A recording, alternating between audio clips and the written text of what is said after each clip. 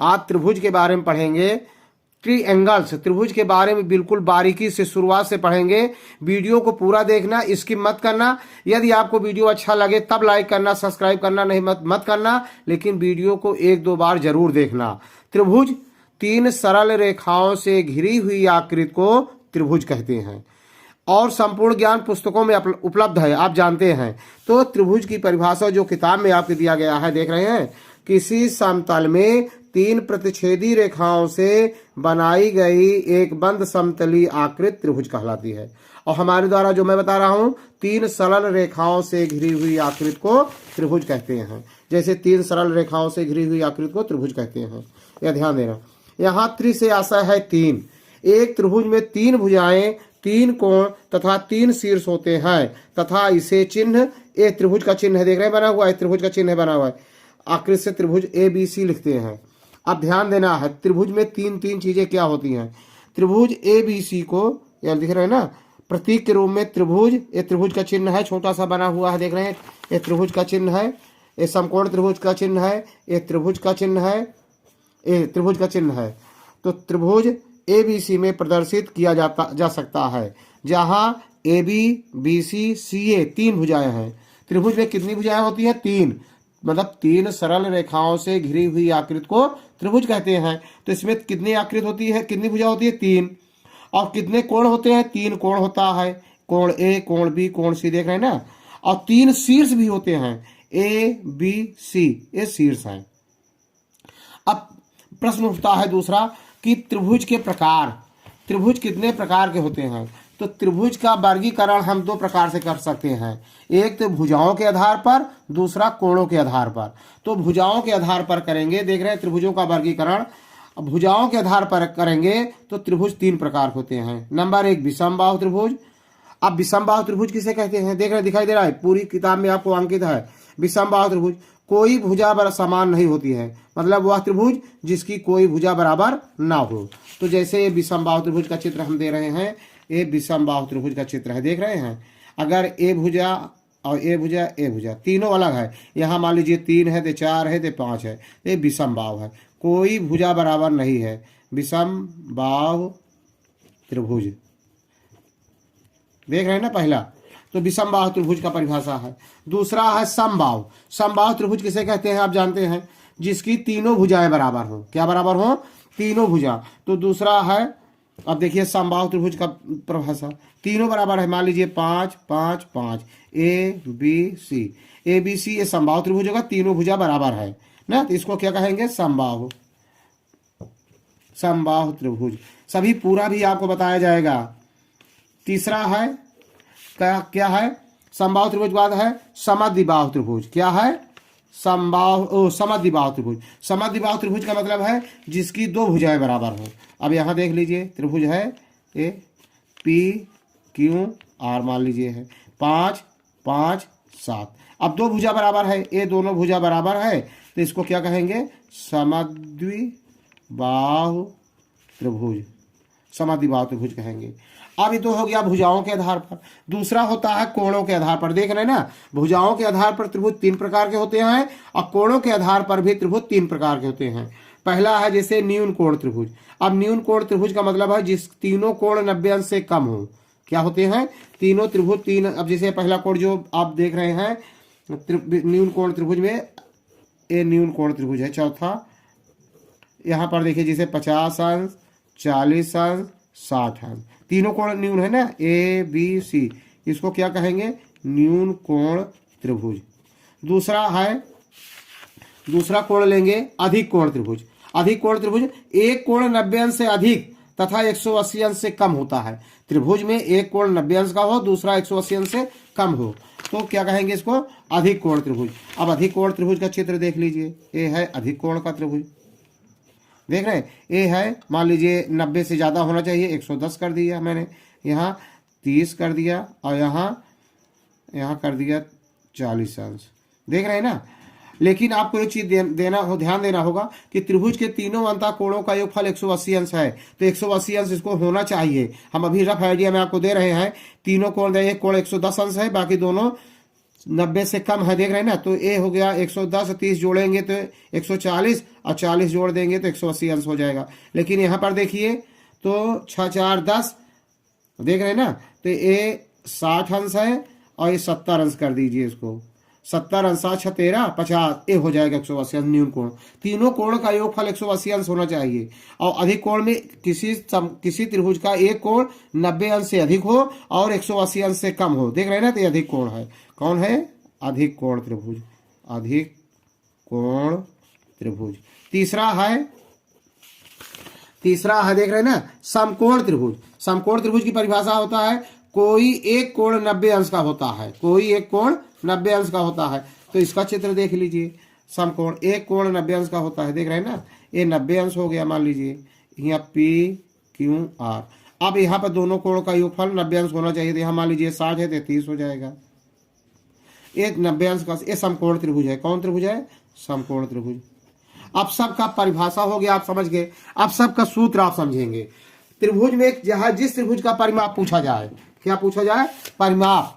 यहां लिख दे रहे हैं परिमाप। अब परिमाप बराबर होता है तीन, त्रिभुज का परिमाप। किसका परिमाप? त्रिभुज का परिमाप बराबर होता है तीनों भुजाओं का योग, तीनों भुजाओं का योग। देख रहे हैं ना, परिमाप, त्रिभुज का परिमाप बराबर होता है, जहां जिस त्रिभुज का पूछे तीनों भुजा जो दिया गया है उसको जोड़ लीजिए। अगर मान लीजिए संयोग से आपको चकमा दे रहे हैं कि आपको 2 भुजा का दे रहे हैं, तीसरा भुजा नहीं दे रहे हैं, तो आपको निकालना होगा। जैसे समद्विबाहु दे दिए तो समद्विबाहु में 2 भुजा बराबर होती है, एक भुजा आपको दे दिए तो आपको निकालना पड़ेगा। जैसे आप देख रहे हैं ये विषमबाहु त्रिभुज का परिमाप पूछ रहे हैं आपको।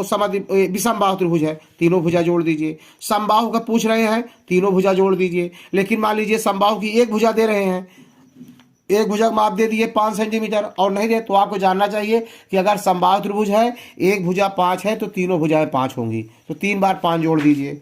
और अगर विषमबाहु, समबाहु, समद्विबाहु में एक 7 दे दिए और एक 5 दे दिए और 2 भुजा बराबर है, तो ये जो 5 है बराबर है, दिखाई दे रहा है ना। अगर कह रहा है कि पी क्यू बराबर पी आर, तो ये भी 5 हो जाएगा आपके बराबर। तीनों जोड़ लेंगे, ये परिमाप के लिए हो गया। लेकिन क्षेत्रफल के लिए अलग अलग सूत्र होता है। अब ये तो परिमाप हो गया, अब किसका परिमाप निकालेंगे? देखिए, अब विषमबाहु त्रिभुज का क्षेत्रफल अगर हमको निकालना होगा, विषमबाहु त्रिभुज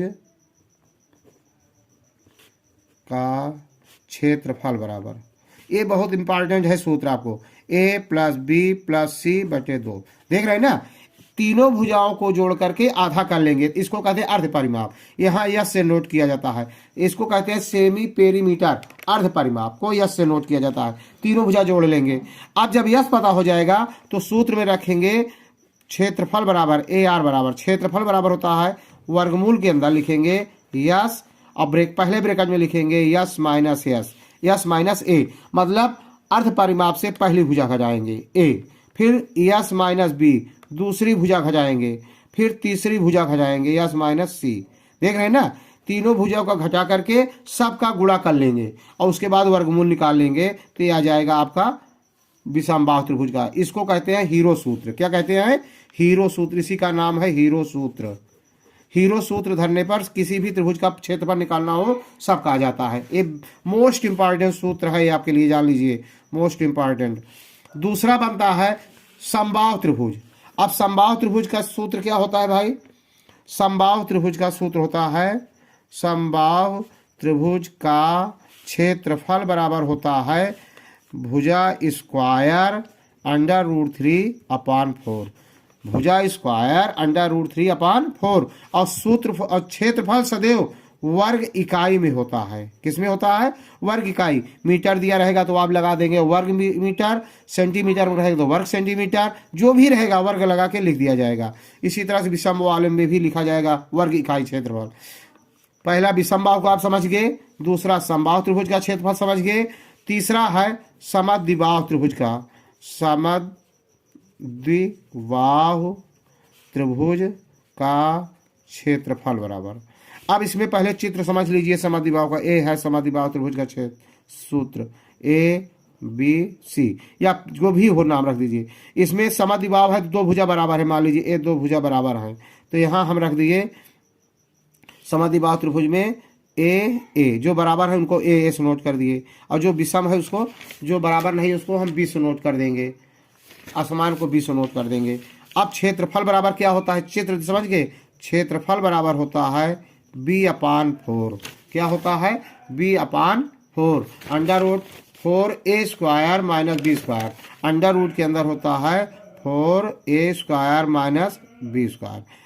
अब ए और बी का मतलब समझ लीजिए, ए बराबर समान भुजा, क्या होता है, जो समान भुजा रहेंगे बराबर उनको लिखा जाता है, ए बराबर समान भुजा, अब बी बराबर असमान भुजा, असमान भुजा। इसी सूत्र में धर देंगे, तुरंत आ जाएगा आप समद्विबाहु त्रिभुज का क्षेत्रफल। बहुत इंपॉर्टेंट है, वीडियो इसके मत करना, पूरा देखना।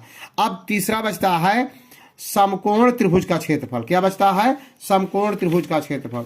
तो समकोण त्रिभुज का क्षेत्रफल होता है, समकोण त्रिभुज का क्षेत्रफल बराबर होता है 1/2 आधार गुणे लंब।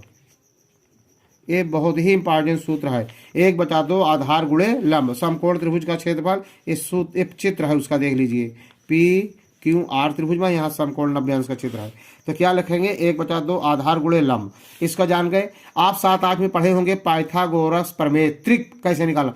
अगर समकोण त्रिभुज में दो भुजा दिया गया, तीसरा भुजा नहीं पता है, तो तीसरा भुजा आपको ज्ञात करना होगा। समकोण त्रिभुज में 3 भुजाएं होती हैं, इनका नाम है, इसको सीधी 90 अंश का कोण बनाने वाली भुजा को लंब, सीधी आधार वाली भुजा को जो सीधा पड़ी होती है तो इसको आधार, और तिरछी रेखा को कर्ण कहते हैं। अब आपको सूत्र निकालना है, अगर कर्ण बराबर निकालना हो तो वर्गमूल के अंदर लंब का वर्ग धन आधार का वर्ग, इतना करके वर्गमूल निकाल लेंगे, आपका कर्ण का मान आ जाएगा। अगर आधार का मान निकालना हो तो कर्ण का वर्ग ऋण लंब का वर्ग, और वर्गमूल निकालेंगे घटा करके, कर्ण का वर्ग करेंगे, फिर लंब का वर्ग के घटा देंगे, फिर वर्गमूल निकाल लेंगे। और लंब का मान निकालना हो तो लंब बराबर हो जाएगा यही सूत्र से, कर्ण का वर्ग ऋण आधार का वर्ग। अब इसी तीनों फार्मूला से आपका तीनों भुजा पता हो जाएंगी, और समकोण त्रिभुज में जब तीनों भुजा पता हो जाएगा तभी आप परिमाप निकाल पाएंगे, जहां जिस त्रिभुज का तीनों भुजा पता होना चाहिए। और यदि आपको वीडियो अच्छा लगा हो तब लाइक करना, सब्सक्राइब करना, शेयर करना। जय हिंद, जय भारत।